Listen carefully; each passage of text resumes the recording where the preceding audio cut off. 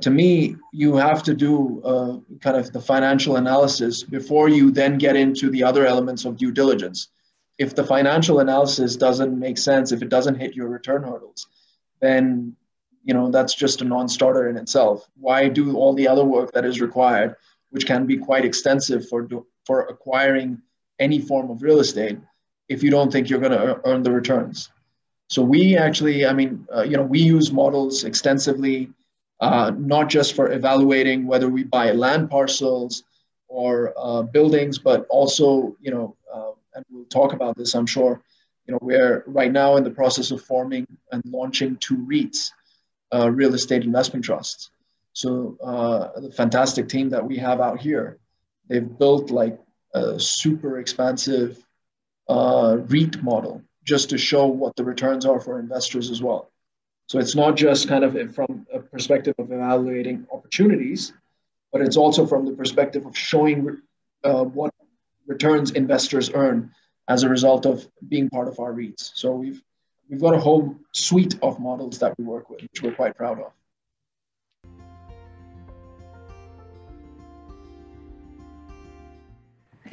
I think models are the common language that defines business, the business path, and sort of like the end goal. Remember, I mentioned, capital comes from the other language is money, right? Money, East, West, Center. Money is money. To be able to define your businesses to investors, financial models are the ones that bring out the language and define that. If you're trying to scale to the next level of a business, or if you're trying to define the business plan, basically, financial models are the sort of like the language that is understood and cuts across, any person. I think the word you said, I think the thing you said is a core skill in financial services, because it's a core language in financial services, right? So, and, the world moved away from simply analyzing historic information to being able to have the ability to forecast and model possible future outcomes. Now, that is the critical thing about modeling, to be able to foresee or to forecast, but with, with proper facts and, numbers, to be able to support your, your assumptions and all of that. So it's an important tool in improving business decision making. So everything from balance sheets and all those things that go into the financial model. Basically, when I speak to our investors, that is the language that they understand. There's all these things that can be predicted and whatever thrown out there, but numbers are the ones that can be able to communicate what it is that you're trying to achieve. If you look at the private equity industry, financial modeling is applicable in literally, I talked about the investment life cycle. And you can find, and you see financial models are applicable in every stage of the way. So, from financial statements, so forecasting financial statements, analyzing capital budgeting decisions, valuations of firms. Valuations is a big, big topic. Actually, the past 6 months, I think I've talked about valuations more than anything. So valuations of firms, financial models come in there massively. Comparing operational strategies, financial models come in there as well. Portfolio management, financial models are needed there as well. Risk assessments, so it is the language, and it is literally a tool that is needed to be able to execute anything in our industry.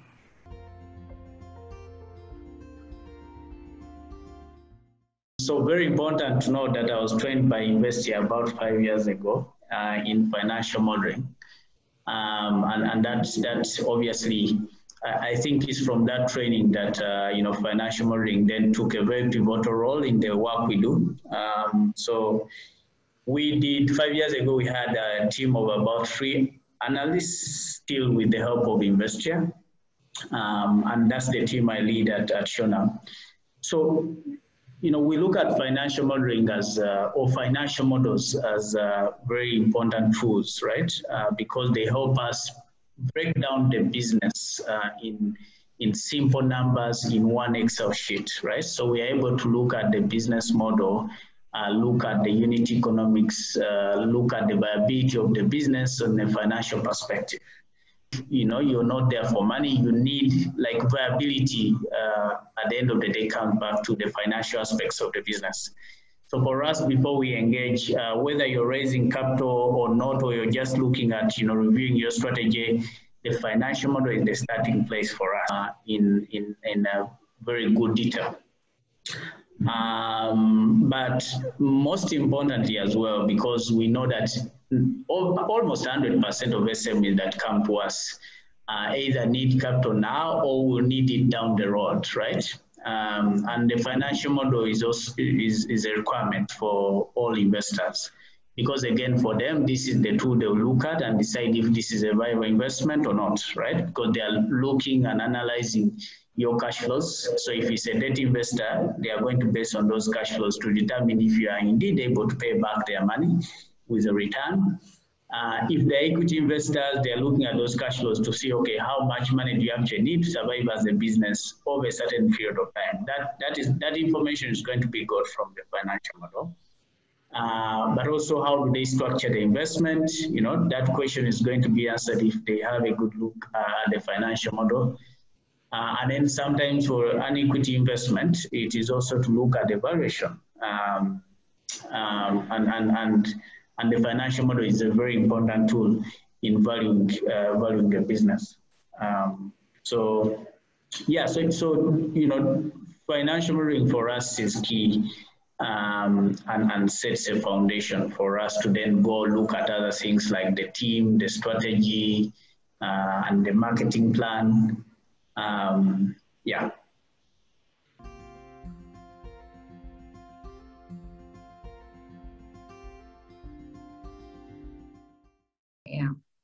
Yeah, no, so I think they are certainly important to have standards and consistency and best practices. I mean, it's very possible that you can build a financial model that nobody will understand, which completely beats the point of why you have it. Maybe if you're a one-man show and you're the only one who needs it, then maybe it works like that. For CreaDev,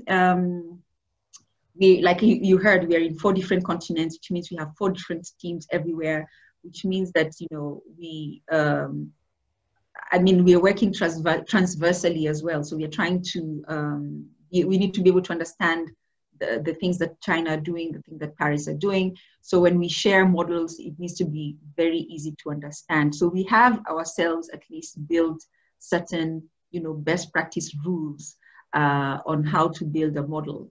And I think there's been I don't know for how many of you, the idea is that for most people, the idea is that financial modeling is more relevant for private equity or for investment banking or for corporate transaction houses or boutique advisory companies.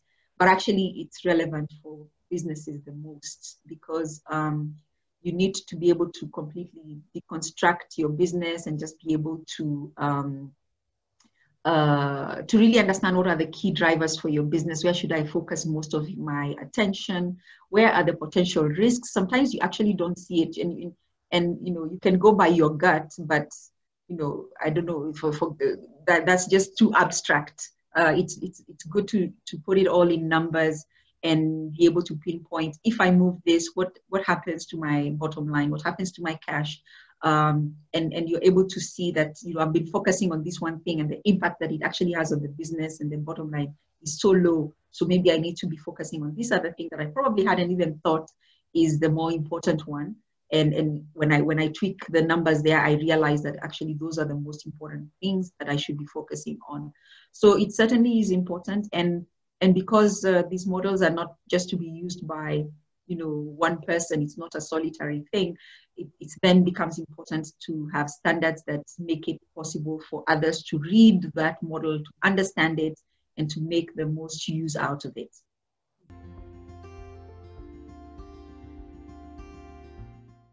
Standardization is concerned, I'd say that the beauty of using a standard in any process is that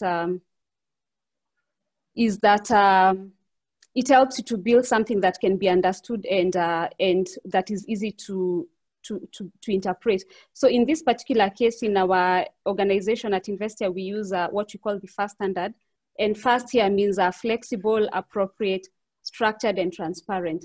And what these enables us to do is to build models that can easily be, if you need to make any changes, you can easily go into the assumptions sheet and make the changes. And the inputs have been labeled in a specific way. You'd know these are inputs.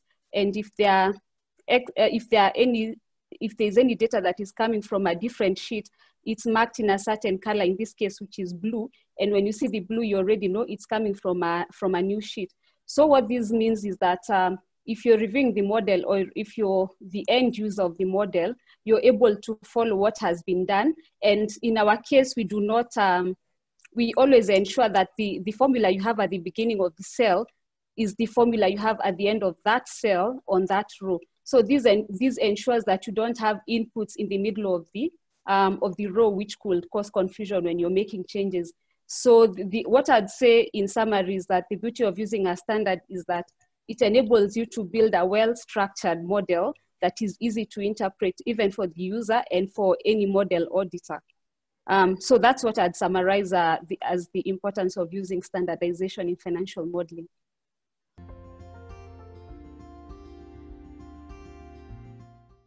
I don't know how many people are aware of what standardization is and what the FAST standard is. So maybe just to mention something, the FAST standard stands for flexible, appropriate, structured, and transparent financial modeling. And really, I mean, if you're a driver and you're driving on Thika Road, one of the key reasons why you're able to drive on that road is because there's certain rules that people follow when they're on the road. But I guess it's this idea that even if the rules are not followed, people understand which rules we do not follow. So there's a standard that people use. And what the standard helps with then is to ensure there's no accidents, to ensure that we can teach other people very easily to get onto the road, and they get onto the road and they're very comfortable. The next day they can drive from one point to the other. So if you think about financial modeling, it's the same sense. If there's no standard to guide how people communicate when they are building this focus, they're building a valuation, a pricing financial model, then the question that, the issue that you end up with is that for someone who wants to review or to, review the valuation I was talking about, they have to first of all understand the language. So they have to call Nyambura and say, you're the one who did this valuation, Nyambura, please help us to understand what were you trying to say when you said ABCD.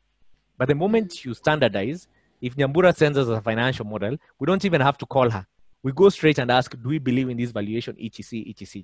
So what standardization does for financial modeling, it makes things very efficient.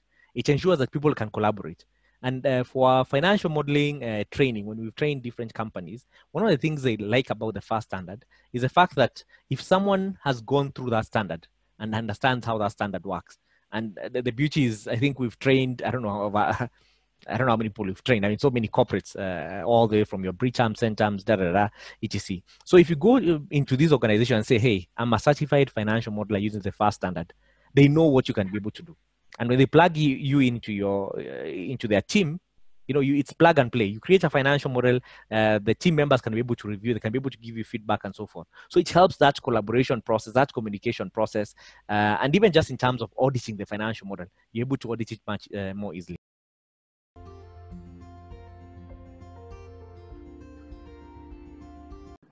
Look, I haven't come across standards as such. But I think, of course, it's. I think it would be extremely important, actually, because I learned from my investment banking days. They used to teach us that modeling is not a science; it's an art. So that is true to some extent. Some of the team members out here, I do consider them artists, given the work that I've seen, and if that's thanks to you, so thank you for that. Given the kind of modeling skills that they have, sometimes I think what also tends to happen is you take it too far. So with art comes poetic license, and if that means that you can go ahead and do some wildly assumptive moves in a model, that can obviously be misleading for whoever the stakeholders are. And if you're able to avoid any scope for misleading by introducing standards like you have in accounting, like you have in valuations, then I don't see any. I don't see anything wrong with that. I think that's actually would be a great thing.